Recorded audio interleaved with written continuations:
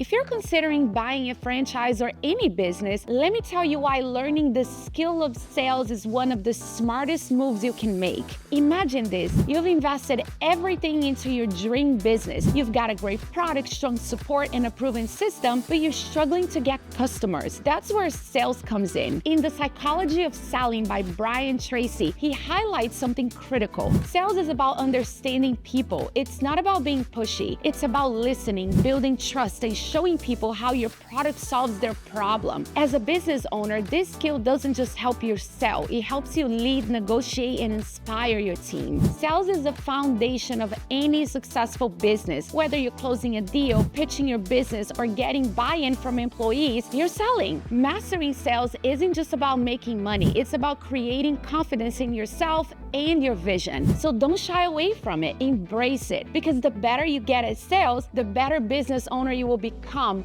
Invest in the skill that builds your business.